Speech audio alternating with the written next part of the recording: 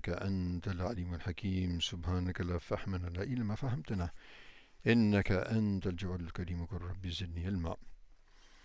أعوذ بالله من الشيطان الرجيم. إن الصفا والمروة من شعائر الله فمن حج البيت أو اعتمر فلا جناح عليه أن يطوف بهما ومن تطوع خيرا فإن الله شاكر عليم. صدق الله مولانا العظيم.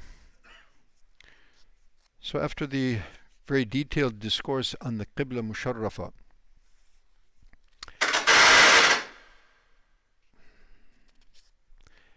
and the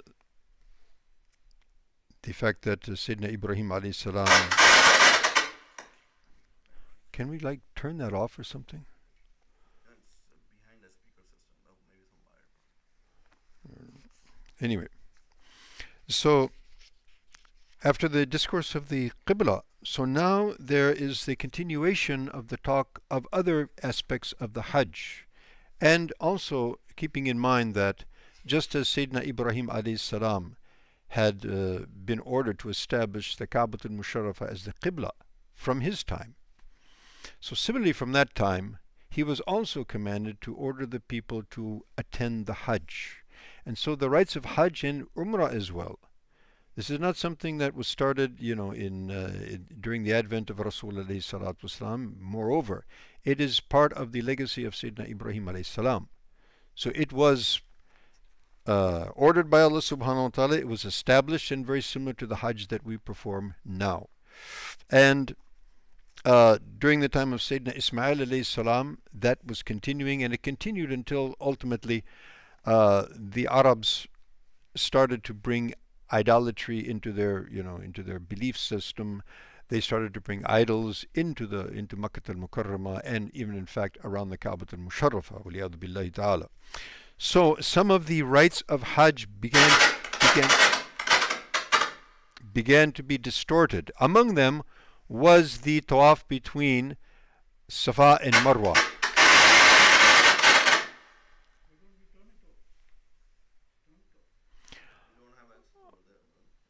Okay, so if someone can turn that off from the room. You see if the room is open. If it's open, then we can turn that off. I don't know if you know how to do that. Okay, so among the things that was distorted was the sa'i between Safa and Marwa. Now actually this is in remembrance of Sayyidah Hajar alayhi salam. So she was actually in anxiety because of the fact that her small child Sayyidina Ismail alayhi salam was he was dying of thirst, and there was no water, of course, no water, no food.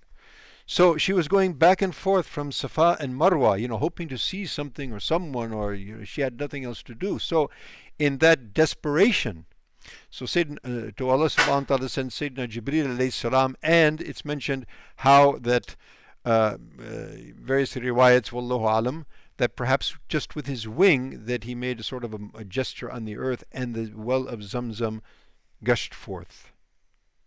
So in remembrance of the sacrifice of Sayyidina Ibrahim alayhi salam and Sayyidah Hajar and Sayyidina Ismail and the entire family, so we continue that legacy and remember that supreme sacrifice that they gave of every sort.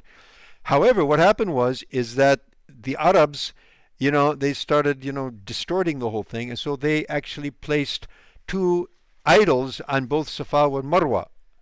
So they would not only revive the sunnat of Sayyidah Hajar alayhi salam, but they would also give tribute to their idols on both sides. So obviously now that being a pagan ritual,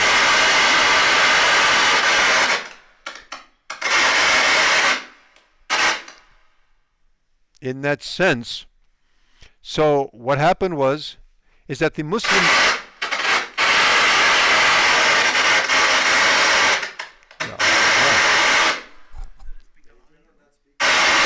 that's off. That's off. This is coming from this system here.